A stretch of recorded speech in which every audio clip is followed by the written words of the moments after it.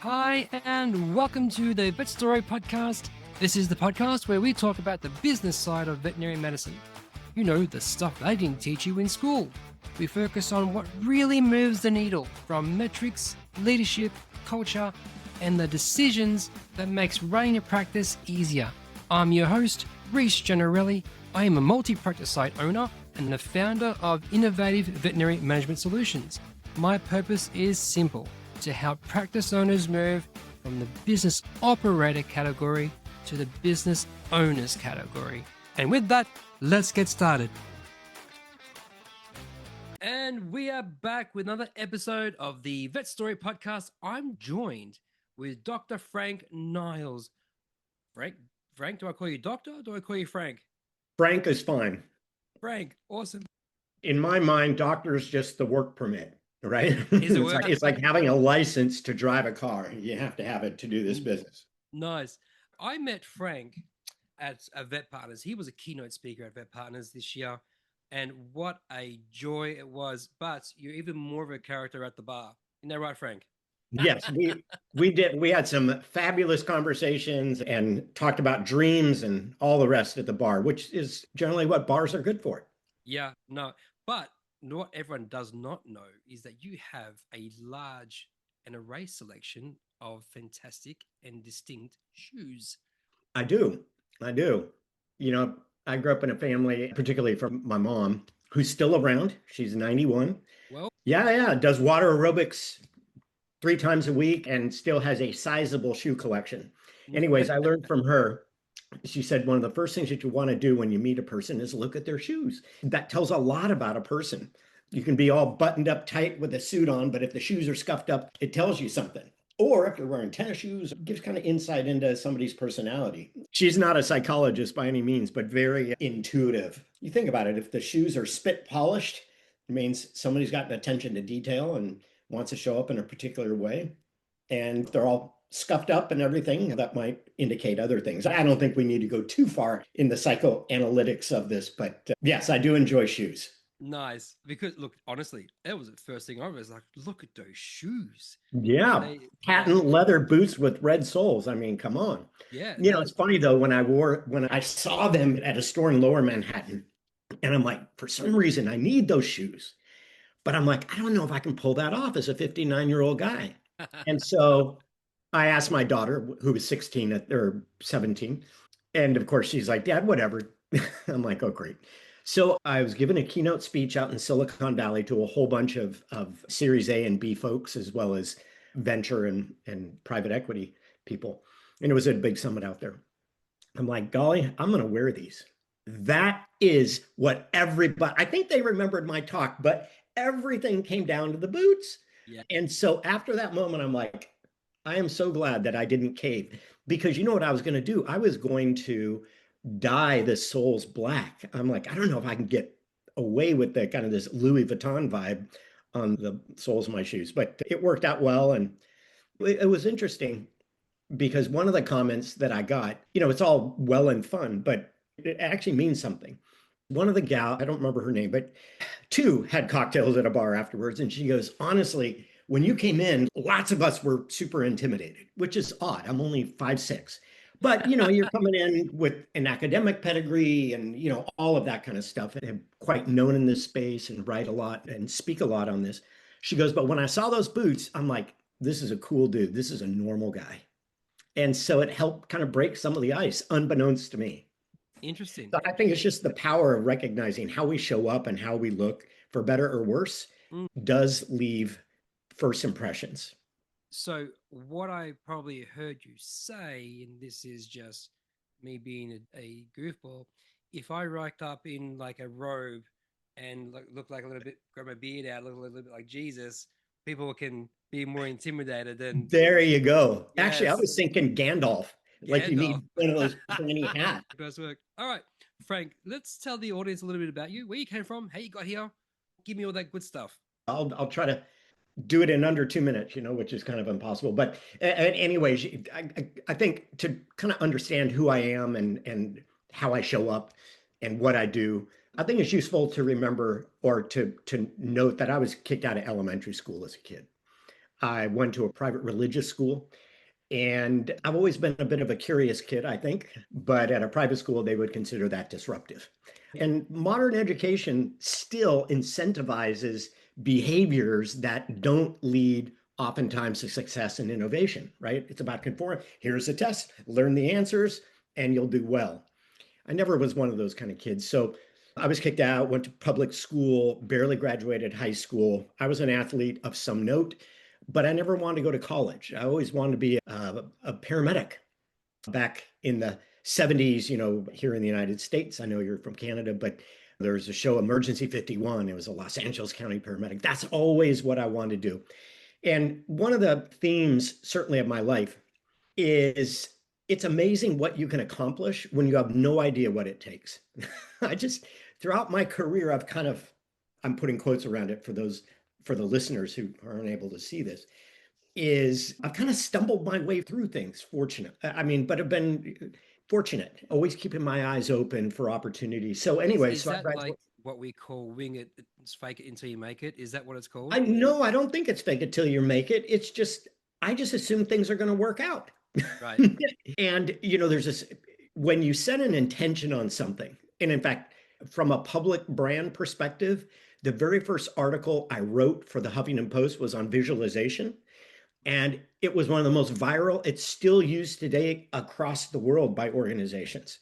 Everything from educational organizations to smoking cessation to leadership. When we set an intention or we think about something, we have this part of our brain that's called the reticular activating system.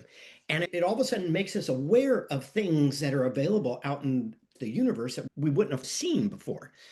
And so I always wanted to be this firefighter, this LA County paramedic. And just through a series of fortunate events, I became the youngest at that time, probably still to this day, the youngest Los Angeles County paramedic. And that was at the age of 19. So did that for a while and decided, hey, you know what? I don't think I want to keep going out in the streets and running these calls all night long out in these, the streets of South Central LA. I think I want to go to med school. I barely graduated high school. Mhm. So I enrolled in a local community college. I hadn't even finished algebra in high school. So I got an approval and I did classes back to back at the same time. So did well there and lateraled into the University of California and graduated.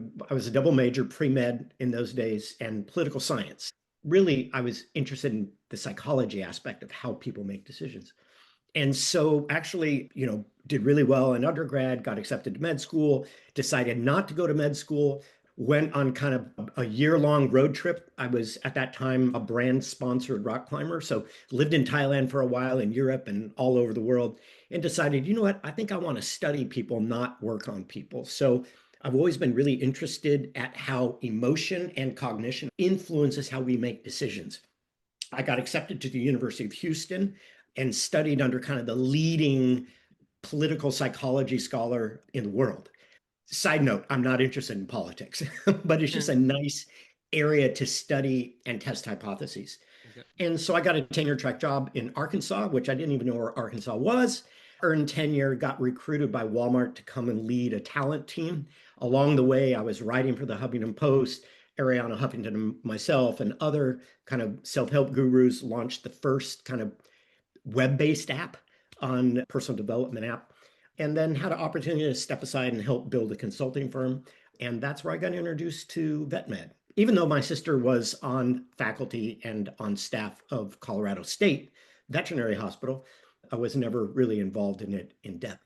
No, she's not. Oh, She so she wasn't retired. part of that decision to allow nurses to practice under. Yes, Yeah. she has very spirited. So we don't talk a lot about that stuff. We love each other, but as you can imagine, she has very distinct views on certain things. But We were. but I got so this is just my perspective as an outsider originally. It's and I hope I don't step on any toes here, but we're being honest here. Yeah, I find the vet, I don't want to call it industry, but the vet med space somewhat insular. I mean, it's kind of feels hard to kind of break in. Now, I'll give you an example. I spoke at the West Indies Vet Conference And, you do all the CE stuff in the morning, then you hang out at the pool. And I had four DVMs go, "Hey, Frank, I got to tell you, when I saw your name on the agenda and that you're speaking here, we're like, why do we have a PhD down here?" And luckily for me, the message has landed and they invited me back to do three lectures this year in November. And so, you know, I have a partnership with Joe Hill in the UK. We're doing a lot of research and focus on burnout.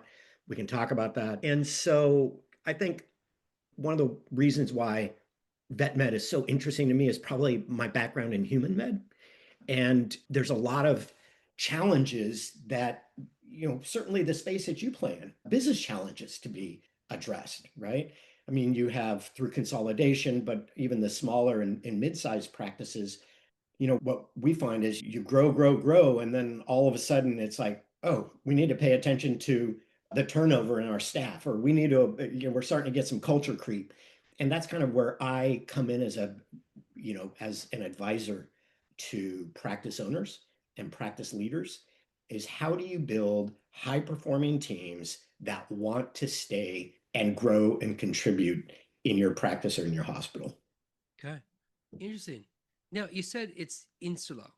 Tell me more Yeah. about that. Are you Yeah. saying it's hard to break into our industry? I think so. I'll give you an example as contrast.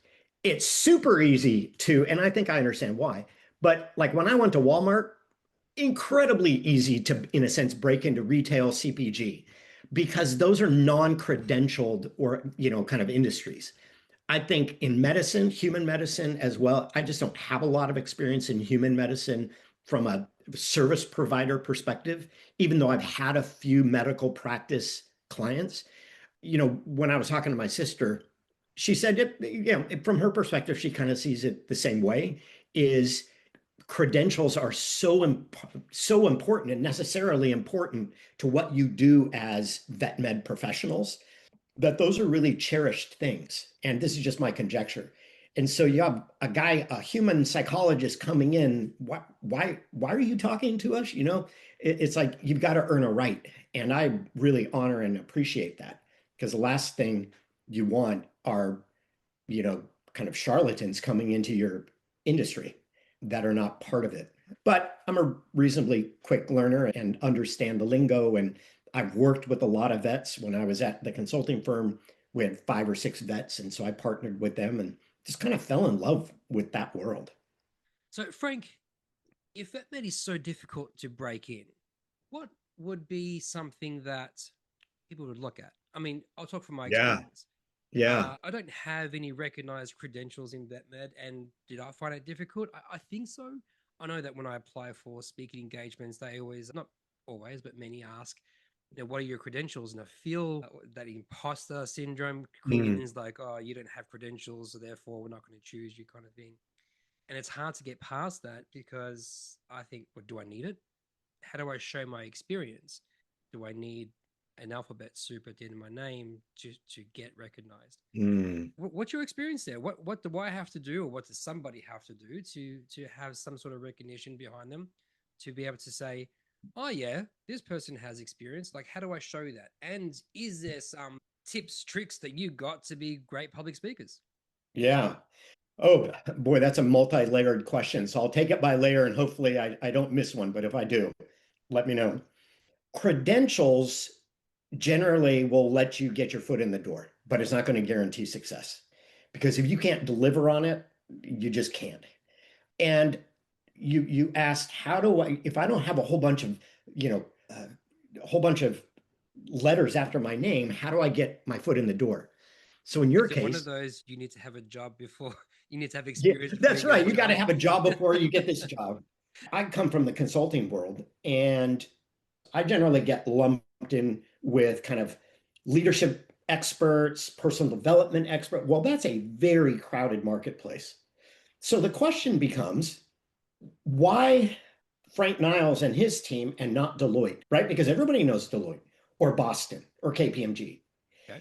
And so you have to develop a script that's true around the value that you bring. So one of the things that we bring to a client is we don't give you a report. A lot of the big blue chippers, they're going to give you a report, tell you what to do, and then you're on your own and you've signed this huge retainer to do that. We work side by side with clients. And at the same time, they gain access to our expertise at really a fraction of the price it would cost to hire a full-time executive. And so from that, we develop case studies. So I think case studies is one way. I have a number of case studies because clients will go, tell me, what have been some of your success stories? And so I'm like, hey, thanks for asking. Here's a case study. Boom. We did the culture integration for a Fortune 100 company as they acquired an offshore drilling company. Bam. Immediately the credibility, they don't even care that I have a PhD at that point. They're just like, oh, you played in the big pond, right? So I think having case studies and showing success, having some metrics, KPIs around success, I think is useful. Bringing it to me, it's kind of necessary to have a PhD given what I talk about currently within vet med, which is really kind of around the intersection of the individual and the organization. So, for instance, we know that burnout is endemic within vet med. I swear, every time I hear the word resilience, a little piece of me dies. All right, hang on. Be Let's go back. Burnout is a what word? endemic. It's prevalent. It's pervasive Sure. within vet med. In one short sentence, tell me why. I can't. That's what I'm getting to. I'll point you to an article that just Okay. was published, a peer-reviewed article by Joe Hill in the UK. The simple answer is it's a demanding work. It takes an emotional toll because at the end of the day, human doctors don't euthanize their patients and vets do. So that's an emotional thing. Just the amount of work that's needed can lead to burnout. But a lot of industries have very demanding schedules and they have Yeah, lower levels of turnover. I want to give you my theory when you're done about why I think burnout is a thing. But when you're Yeah. done, And so when we're thinking, I don't want to do too much of a deep dive into this, but when we think about burnout in vet med, it's multifactorial. Yes, there's a component of the work that's done, but it's also structural, right? The scheduling system, the back to back, which is also driven by commercial challenges within the business. Another thing that the research shows is increasingly with consolidation, you have practice leaders that have no clinical experience. Another thing, and they're making policies for clinicians, and they've never had a clinical experience. Another thing that Dr. Hill talks about is vet med is increasingly female, but the way scheduling still takes place and the way workflow still takes place is very male centric. And so there is, female doctors, of course, have also, home, they have children that they need to care for. So the old way of working doesn't work anymore. And so when we think about burnout, we really have to think about economic drivers. We have to think about the nature of the work itself. We have to think about the structure. We have to think about the overall lack of leadership when it comes to leaders within hospitals and hospital chains. And so we really see an opportunity there to kind of bring some of our business level insights into vet med to help address the burnout issue. Because, like I said, in no way, shape, or form is burnout a function of that vet med professionals are just somehow weak and they need to have more resilience. That's not the answer. It's not an individual level phenomenon so alone. I want to take a moment to Yeah. highlight two things. The two things that you said was exactly what I had in mind. One being the lack of leaders that we have that that produces the output of our profession. The structure that they put in Mhm. that doesn't make sense. It doesn't work. What works for me may not work for you or the next person. We understand all Right. that. But when we have this cookie cutter mentality, that's to say, oh, this person does it, so we must do it, or our other practice does this. Is if it's a corporate, then we must do this. It doesn't work culturally. It doesn't work because the people, the demo, the culture, the people inside, it's not a cookie cutter. Sure, the framework can be somewhat similar, but we need to be more willing to be flexible there to make it work. Definitely leadership, because A, we don't have enough of them, or two, they're not trained, they don't have the resources or supported from above to be able to do that. The second one that you said, yes, the scheduling for male centric, what used to work doesn't always work anymore. But Mhm. the drivers of that is still 9 to 5 business. And I mean, yeah, sure, there's a lot of components to that as well. If we go, okay, 10 till 2 with people with kids, if that's what we're going to be looking at, great, we can support it. But then do they come back at 5? Is it just a 10 till 2 practice? How do we support the after hours from 6 o'clock when they get back from work to 9 o'clock? Is there some sort of, not expectation, but is there a model that can work that breaks that up to support it all? And who does that? Because is it, Right. how do we support that model if there was one? And I don't know if I haven't thought about it, but is there an answer? So I don't have an answer either, except that I'm looking at my whiteboard and it says reinvent how we do work. But man, that takes a lot to move a big ship.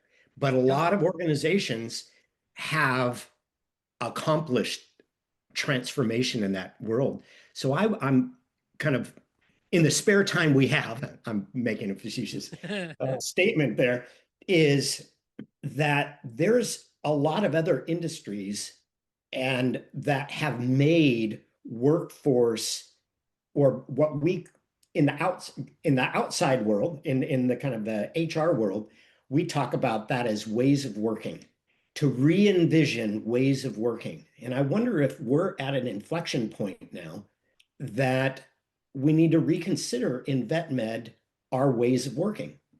Is there a new model that we can adopt? I don't have an answer to that.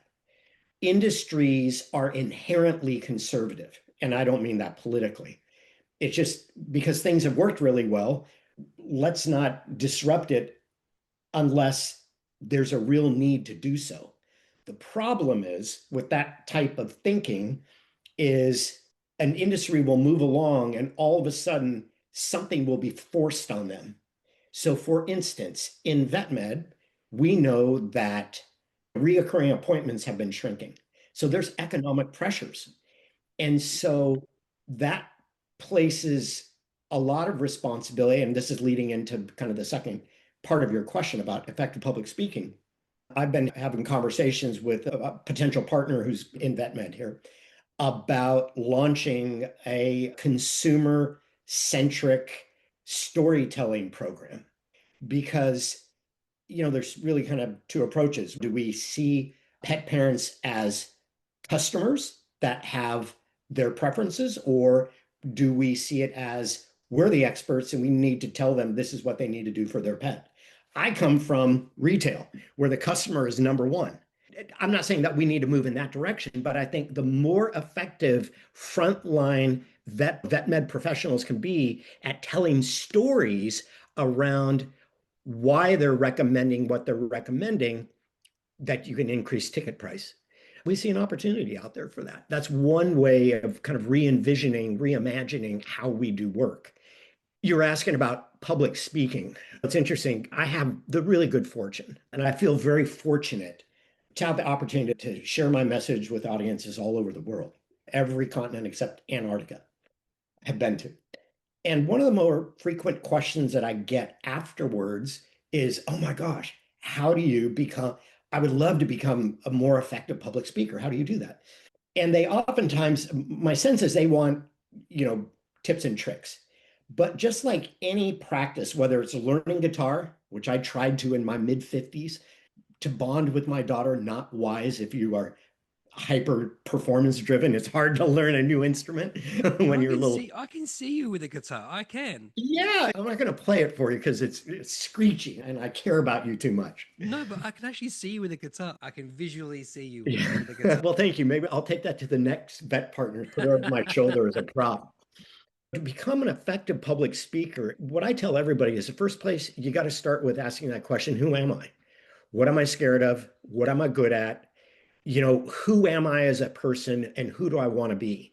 And I know that they'll often get a little crestfallen at that. But when I first started out public speaking, now keep in mind, I also during college did stand-up comedy in Los Angeles. And then for a number of years, I was a youth worker in a church. And so when you have to deliver a message on Sunday and midweek, you to a bunch of teenagers, you learn what works and what doesn't work. And so, in order to become a good public speaker, I think one is you need to know who you are as a human, and then you need a lot and a lot of practice. That's the reason why I always recommend for people starting out to raise their hand, to give a presentation, to give a lecture, and then get feedback from people in the audience. So it's been such a reoccurring question that we're actually developing an advanced training around how to become a more effective communicator. But communication isn't just, there's a ton of communication trainings out there. And so what we're calling this is communicating with influence.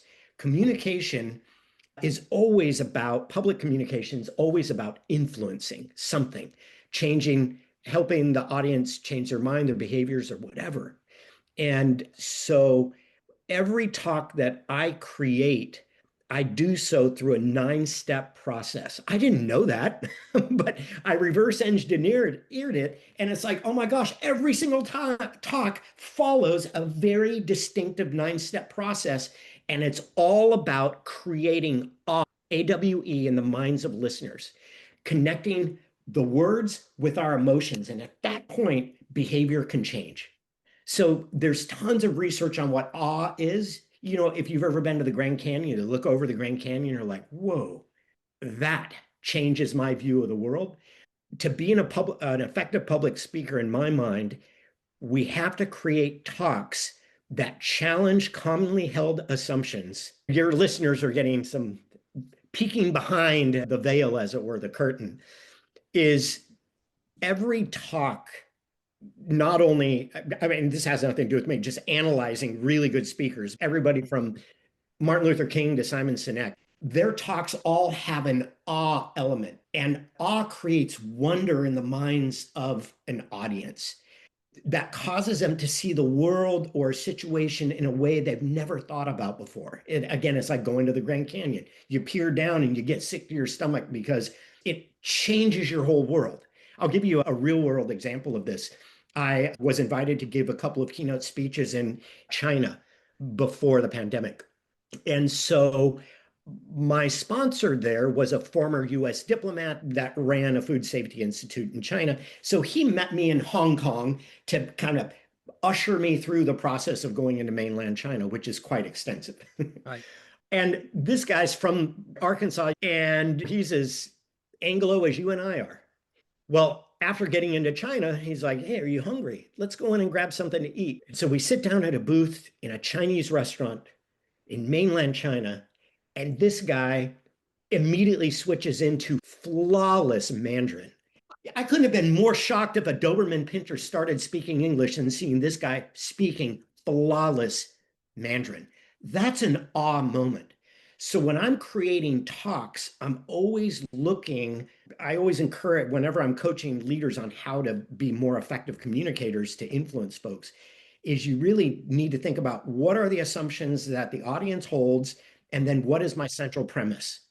So I have a talk that I give around finding meaning and purpose in the work that we do.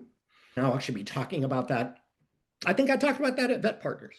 My central premise is this: you do not find purpose in work or in anything.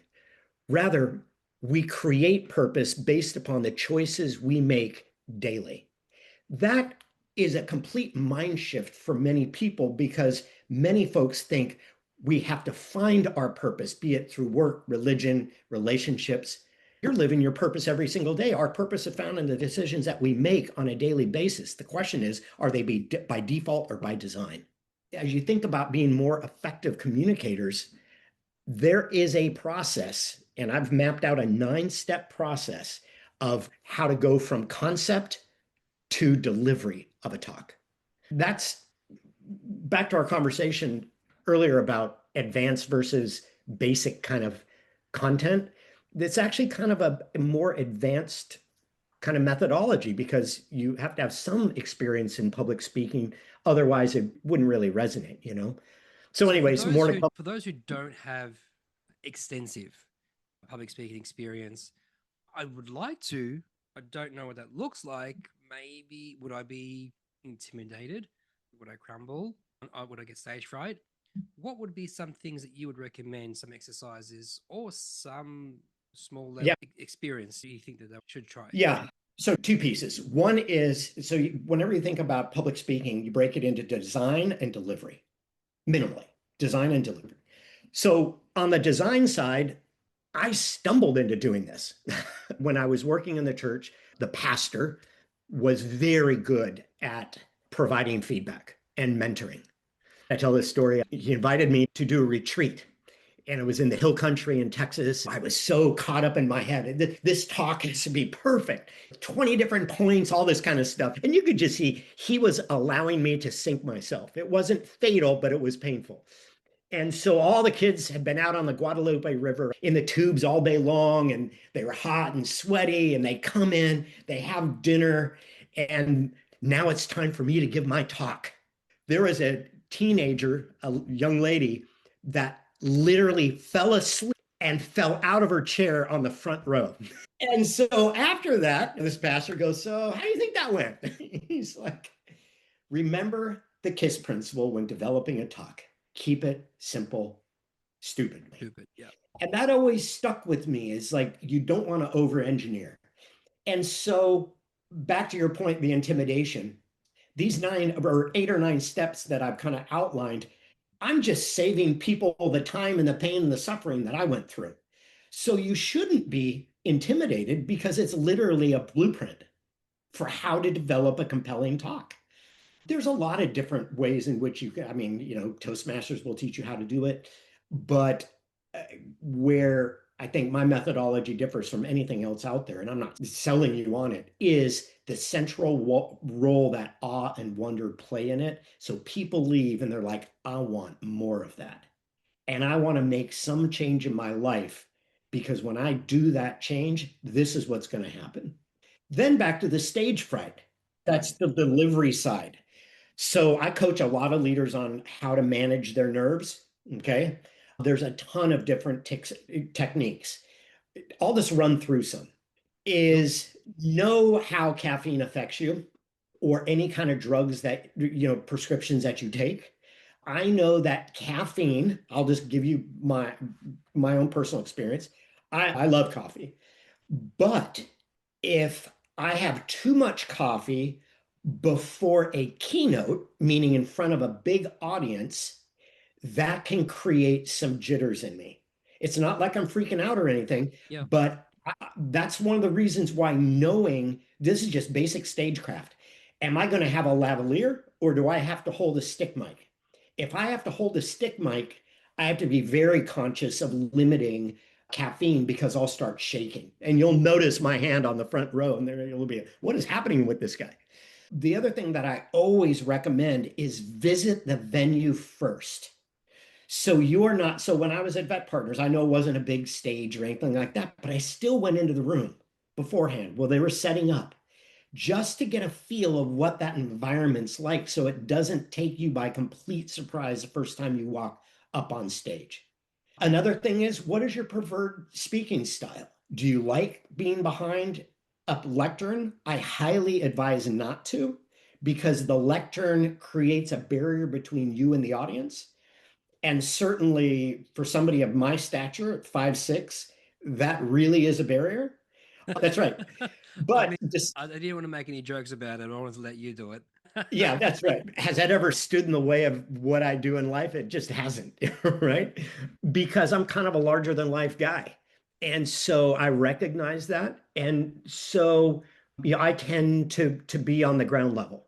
Or if it's on a razor, I'll be on the riser, but never behind a stage. I'm sorry, Yeah. a lectern. Yeah. So, I mean, I hate talking with a mic. I mean, as a handheld mic, I like the ones you got the lapel Yeah. or around your ears. Yep. I know that I'm absolutely significantly worse with something in my hand because I have to remember to keep it there And I'm Italian, Yeah, so I talk with my hands. My that's right. hands are everywhere when I talk, and I feel restricted, like I'm handcuffed if I have to hold this thing. Now, for a question, no problem, but to do a Yep. whole lecture, I cannot, and I do struggle with it when I do. Well, I think for me, given my background in stand up, I'm a little bit more comfortable with it, and then that can become a prop. But again, it really one of the principles of my communicating with influence methodology is alignment. You need to align your persona on stage or your stagecraft with the message. So if I'm talking about vet burnout and high suicide rates, you are going to way dial down any kind of performance because that is a very serious topic. But if I'm talking about crappy leadership styles, oh, I'm going to mug that up and bring a lot of humor into it because we all have experienced crappy leaders Oh yeah, that talk and over you, micromanage, right? And so it's knowing what's appropriate for your content. Another thing, just do not, FYI, I don't think I've ever done a serious lecture ever. I don't think I have, but I did a lecture on how to have difficult conversations with vet parents about animal obesity. And so I have a lot of background in communicating at the intersection of emotion and cognition. And so I was able to bring a lot of things into that conversation that were pretty funny, even though that's a very serious conversation and it's something that elicits very strong reactions on the part of pet parents because you tell them that their dog is has a weight issue, that now becomes a judgment on me as a pet parent. Anyways, so do not use notes. I'm sorry. I know that's not going to be a popular thing, especially as you're just starting out, but you've got to know your talk. You can have notes up on the lectern if you need to kind of go behind it just to take a look at it, if you remember, but you need to embody your talk because the audience, the way in which we draw people in is not only with our vocal inflection, it's with our physical presence. So that's what I'm saying. You have to know who you are. If you're 6'6", you've got to be careful about getting in too much space. I tend to walk into the audience quite a bit. I'm a very physically non-threatening person. At the same time, I receive feedback when I went to Walmart that, hey, dial down some of the academic stuff because one is people don't understand what you're talking about. Number two, that can come across as a barrier. And so I think I've become increasingly very approachable in the language I use, even though everything I talk about is rooted in research. I'll never reference research studies. I'll just say, hey, the research shows. And then if you as an audience member want to come up afterwards, then I can tell you about it, right? And give you actually references. I've Then just for the nerves, as a for side the note, question. Sorry to cut you off. Is I no, Someone did once tell me that if you're going to semi quote or semi reference something that you've read, you should give something like where you in this book or this person spoke about this. yep, Apparently, you can tell me if I'm wrong. Apparently, it gives you more credibility. Does that make sense or not? yeah. So let me tell you how I do that. Because again, now we're getting into workshopping. This is awesome. Hopefully, listeners find value out of this. This is where influence comes from. And it depends upon how much credibility you bring into the room. Hopefully, you're getting invited to speak because you already have a lot of credibility. Sometimes that's not. So for your listeners that are just starting out, acknowledging that you're not the PhD or the DVM or whatever credential in this world, but you're very familiar with the world that you're talking about. And so that's why storytelling is so important because that conveys, hey, let me tell you about a time XYZ. But you're exactly correct about referencing. Oh, so let me go back and kind of clarify what I said is so I shared with you guys at Vet Partners the three fundamental psychological needs that every human has: the need for autonomy, competence, and connectedness. That's associated with self-determination theory. What I would reference is, hey, this is called self-determination theory. Happy to share with you more about. Inevitably, people are now writing it down in their notebooks or Googling it right there in real time. So what I will do, I'll give you an example. I'll say, okay, so how many of you have ever heard of the 10,000 hour rule? And most people will raise their hand in the audience. Okay. So again, that's when you're thinking about a keynote is really a conversation, even though it's a gigantic audience. Now, it does present problems when you're giving a keynote and you're behind Klieg lights where you can't see the audience. That becomes a challenge. But I'll kind of peek out of there. But so how many of you guys have ever heard of the 10,000 hour rule? Oh, yeah. Okay. So that was popularized in Outlier by Malcolm Gladwell. Most people will go, yeah, I've heard of that book. I said, well, my colleague, Anders Ericsson, bam, I now made the connection. He's now passed away. But he is the one that coined the 10,000 hour rule. But I was at a conference and we were getting coffee together. And he goes, it was really unfortunate. That's what audiences latched onto. He said, because what my research shows is the number one predictor of peak performance is deliberate practice and immediate feedback from an expert. That's it. Because you're like, oh, tell me more, tell me more, tell me more. It's also true. And so there's no shortcutting to expertise. That's the point. There's no shortcutting to expertise. Like you've got to get out there and go to conferences, meet people, I mean, there's a young lady who's now the chief mental fitness officer for Nike. And she read something that I wrote about visualization, and she reached out to me and she's in the UK and she's like, oh, I would love to have a virtual coffee chat with you. Anyways, through that collab, through me mentoring her, she got a book deal. She's the leading visualization expert in the UK, and she does it now for Nike. And so in her book, she's referencing the work that I did. So it's kind of like success by association. Does she have a PhD in this stuff? No, but she's now popularized it. So as your listeners, if you want to form a brand in some niche, you've got to be viewed as the expert. And that can come through getting an advanced degree, but I wouldn't recommend getting a PhD. If you want to become the expert, start talking about it, associate with the actual people writing the research. And then most importantly, avoid cliché. I'm going to get murdered for this, but you will never hear you will never hear the phrase psychological safety come out of my mouth. The reason being it's become a cliche. What I want to do is talk about what are the behaviors that leaders need to demonstrate in order to create inclusive and collaborative teams. So what I did right there is I talk about psych safety without talking about psych safety, because the moment I mention psychological safety, it's going to go in one ear and out the other. In the same way, if I talk about emotional intelligence, you're like, eyeball roll, right? Instead, what I'm going to talk about is, hey, how can, for instance, I deliver a keynote speech to 5,000 people and not lose my shit and not be so scared that I'm going to flub it? That's what I'm going to talk about.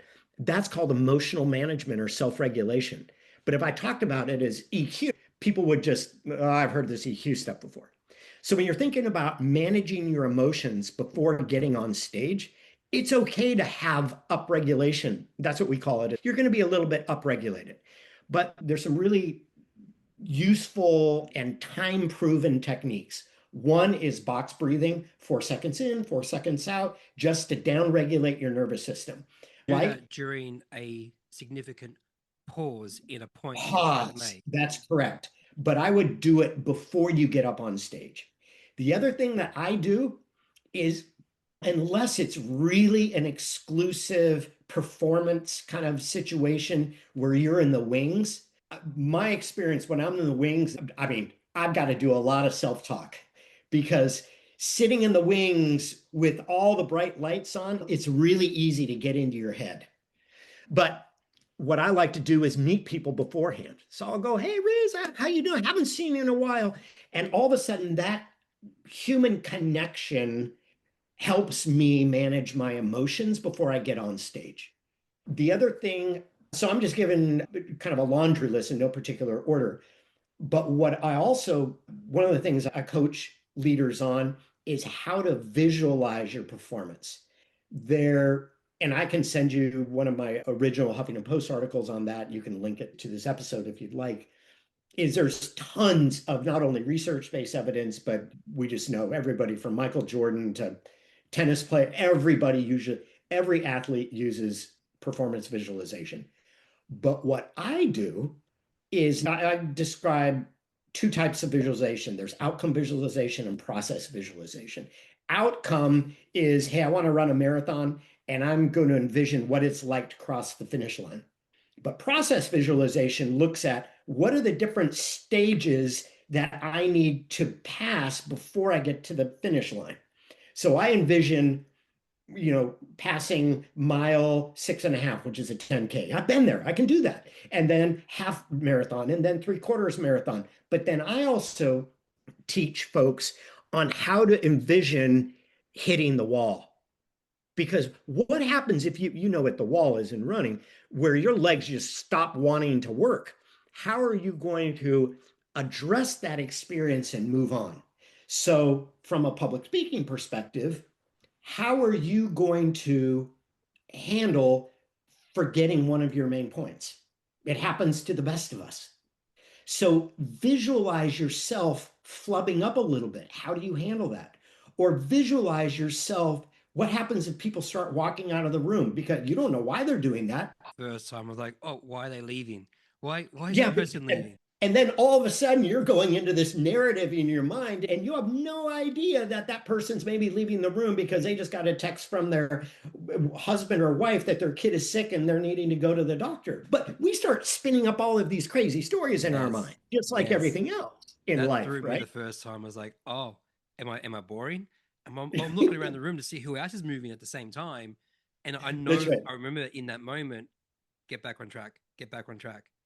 And That's right. I had to box breathe and go, okay, my next point is, let's go. And continue from there. And then I remember just saying, okay, people are going to leave. I mean, I've left, not because that was boring or maybe I had to ask Really them. try not to, but Yeah. there's times you have to, right?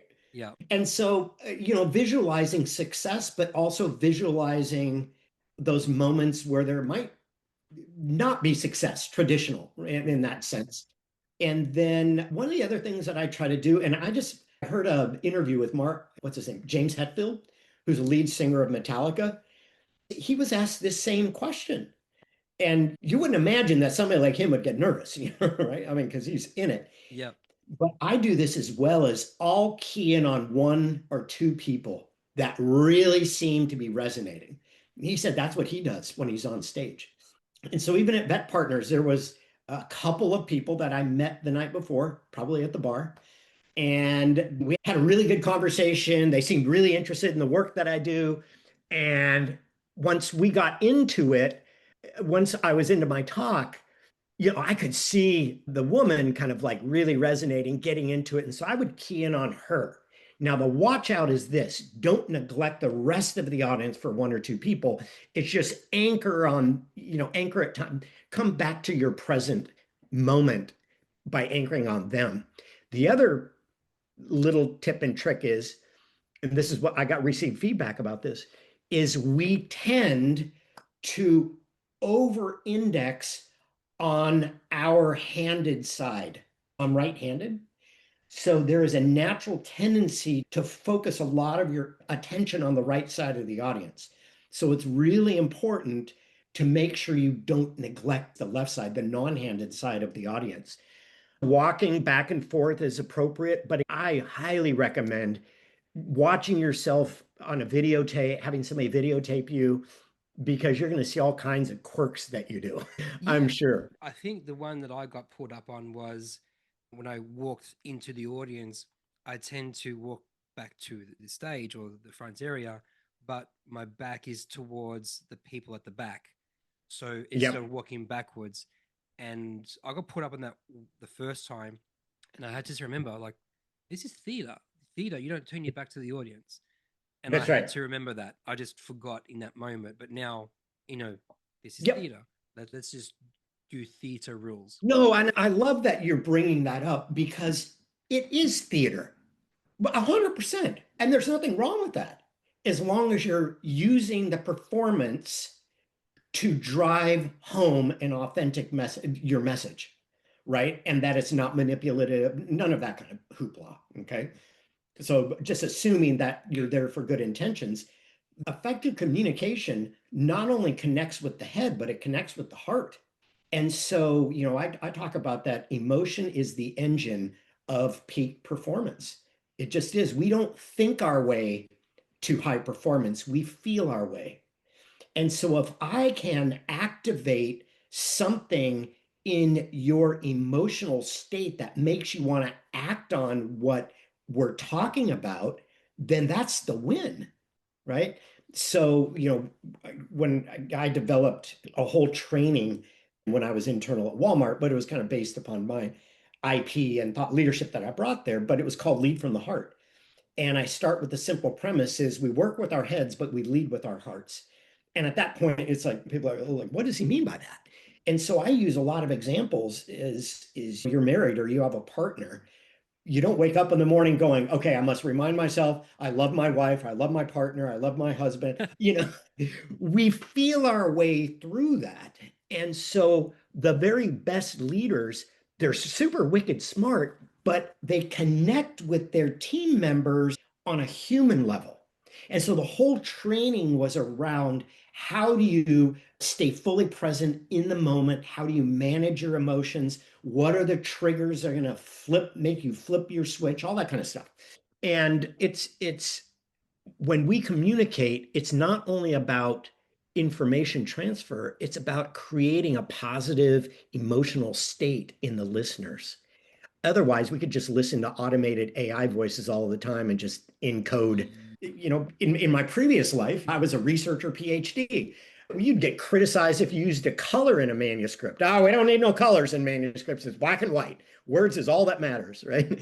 And you go to these lectures and you're like, oh my gosh, I'm ready to die because you're up there with a with a eight, whatever, index card reading off of it. Nobody's going to go to a lecture for that. You're not going to get hired to give lectures or speeches if that's your level of or lack of performance. So Yeah. I I think mean, developing that. I love performance. I love performing. I love high octane interaction. A lot of what I Yep. do is interactive work. I barely just speak to the audience. I mean, everyone has their own way of delivering. Mine, I Yep. like to connect with people, and how I do that is involving them in my talk. And I would imagine, and again, I'm making an assumption, so this could be the wrong assumption, but a lot of your listeners probably are not talking to 5 or 10,000 person audiences. But even when you do, even in that size, you can still do it. So I was speaking at a credit card summit in Las Vegas, and there were, I don't know, 4 to 5,000 people in the audience. I love smaller, intimate, 2 or 300 people audiences, or even less. I mean, a lot of the work I do is from a client perspective. I work with a lot of C-suites, so those are like 10 people or less. That's great. Okay. I'm very thankful to my clients. But all of a sudden, I'm in this room and I have an assistant with me. She travels with me. And I'm like, we need to do a wave. So even though I couldn't interact individually, we did a wave, right, on either side of the audience. And then luckily for us, they did have stick mics at regular intervals. So I could do Q&A with a spotlight. If you don't have that, you really can't walk off the stage because of the lighting. But what you can do is invite the audience. So I was talking about overcoming fear and anxiety and having the theme of the summit was reaching the top. And so I drew a lot on my rock climbing experience. And so one of the things in my executive coaching practice I use is a metaphor from acceptance and commitment therapy. And just think about somebody that triggers you, or think about a self-limiting thought that you have. And so I ask the audience to imagine that. So everybody's got that. Okay. I'm like, shout it out, shout it out. I can't hear anything they're talking about, but they're talking to each other, right? So I get my assistant. Actually, I didn't. My assistant got somebody from the audience to come up and role play with me. And so I have a rope, and this person standing over there grabbing the rope, and I'm on this side grabbing the rope, and in the middle is this abyss. And I am that fear. I am that person. I am that negative self-limiting thought. I am that anxiety. And I'm like, okay, now grab the rope. And I'm pulling you. So pull the rope back, right? Because that's what we do with those things. We fight against it. We go, I'm not going to think about this. I'm not going to think about, and when we say we're not going to think about that person, we're not going to think about that self-limiting thought. What do? We think about it even more. And so I said, what is something that you can do? I am that big, scary piece of anxiety in your life. What can you do with the rope? Because I'm trying to pull you in that abyss of a death. And everybody in the audience gets it. Just drop the rope. And so she drops the rope, and it's like all of a sudden I lose my power over her. And in that simple metaphor in front of 5,000 people, everybody got it. You can just drop the rope when you're having that fight with your wife, or you're having that struggle with your kids, or you're having that struggle with somebody else, or negative thought patterns. Just drop the rope. We don't have to stay tethered to it. So in that moment, I'm involving them in the conversation, even though I'm not able to do what you and I love to do, which is roam the audience. So there's a lot of different stagecrafts out there that you can adopt. At the end of the day, you have got to find your voice. And that goes back to the original thing that you had asked me when these people go, how can I become an effective public speaker? You got to find your voice. Am I the most polished speaker? Not at all, because that's part of my voice in a sense, right? I mean, nobody will ever question my credibility because I bring that to bear. So if I was a super polished, like professional public speaker vibe, because I don't want to set you up for failure in case you didn't answer it right, but if I come in as this fancy PhD that's got all of these credentials, all these articles behind me, all of these interviews on, all of the national media, people can Google me, and I come in perfectly polished. Whew, what's the audience going to do? They're going to be like, dude, this guy is either full of himself or he's so far outside of what the average person experiences that, yeah, we don't really want to listen to him. Because we haven't humanized the experience. I remember I don't know if there's a thing as the college speaking circuit, but I'll just call it that. There were a number of years that I was on this college speaking circuit. And so I'd go do kickoffs and then end of the year kind of events. And I still remember, I don't remember what university it was. It might have been University of Utah. Don't quote me on that. But went to the university and did a kickoff. And in the arena, there's thousands of freshmen and sophomore. We've got beach balls, all kinds of stuff. And I give a talk, I don't even remember what it was about, but by the end of it, people are just going high fives, laughing, just, ovation, all this kind of stuff. And by the way, as a speaker, don't go for standing ovations, go for moving hearts. If you get a standing O, that's a nice thing, but who cares about that? If they bring you back, that means you were a success. So after the end, I'm cleaning up my stuff and everything, and I see this lady, this is a true story. I see this lady kind of beelining it to me, and she's got kind of a stiff demeanor. And I'm like, if I hadn't have been there, I wouldn't believe this. But she literally asked me this question. How do you think that went? Anytime somebody asks you, how do you think that went? It means they don't think it went well, right? Yep. I said, I think it went pretty well. It was great and all the rest. So I'm going to do a non sequitur. One of the classes that I regularly teach and get requests for is how to give feedback. So I have a class called Giving Feedback That Sticks. And one of the things I talk about is don't give feedback if you don't have a relationship with the person, or at least don't offer unsolicited feedback. So she didn't even ask if she could give feedback, but she launches into a pretty detailed critique of my speaking. Used used and I'm like, okay, thank you very much. I'm like, who is this woman? Anyway, so I go on the website. She's the head of the communications department. And so, in her mind, she's like, oh my gosh, I know what they paid this guy. What? He's not even a professional like I am, Yeah.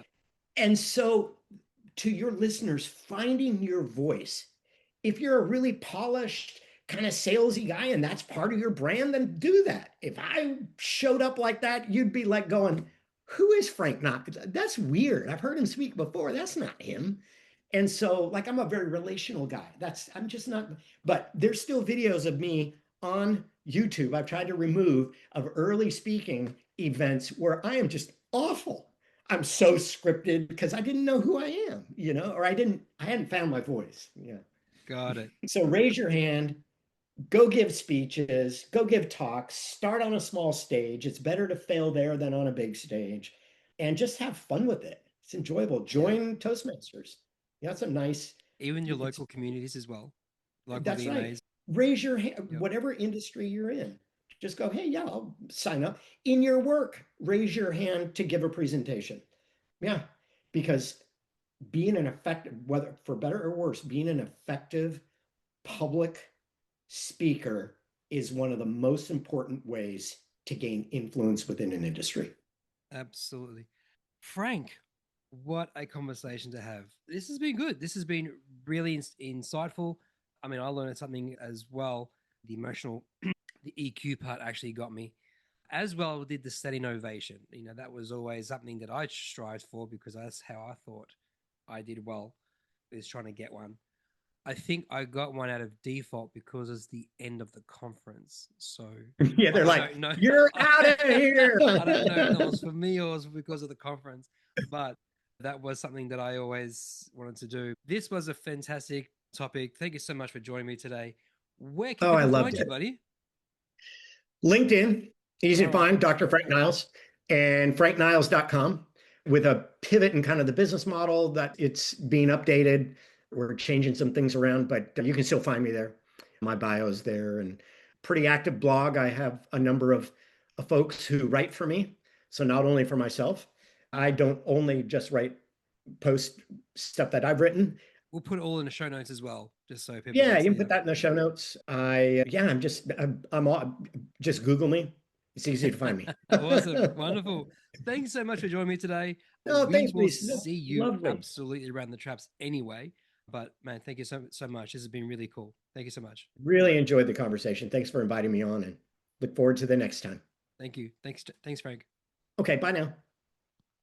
And thanks for joining me on the Vet Story Podcast. If you found this episode helpful, please make sure you like and subscribe so you don't miss future episodes. If you want to come on the show to share your story or knowledge, email me, Rhys, RHYS, @ivmsolutions.org. This podcast is brought to you by IVMS, Innovative Veterinary Management Solutions. If you're a private practice owner or manager and find that the wheels are spinning with little to no direction or profits, or even if your culture is struggling, give me a shout. This is exactly what I help practices fix. I even offer the only money-back guarantee that exists in our industry today. Practice ownership should not be this hard. Visit ivmsolutions.org to learn more. Until next time, take care.